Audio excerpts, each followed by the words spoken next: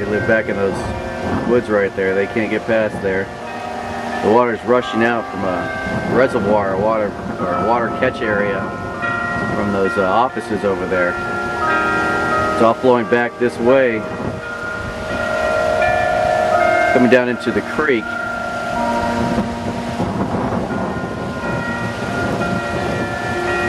This road is completely covered. It's only about 8 to 10 inches all the way through, but because it's all backing up right here at this road,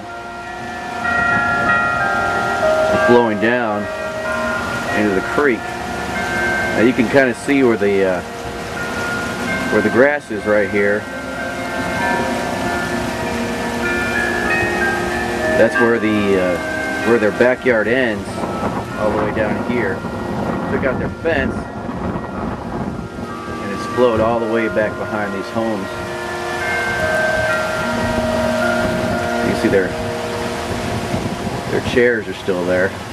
They haven't moved, surprisingly enough. And then over here in their front yard, they have a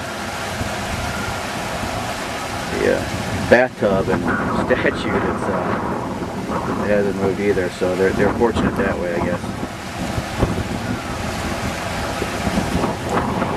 It's pretty bad. Generally, the creek is right here, but you can see that it's flooded almost all the way up here to the road.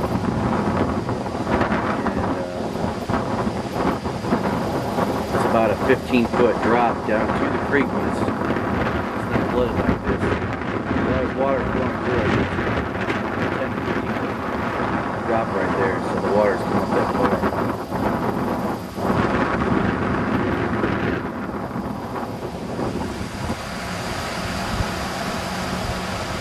Fairly amazing.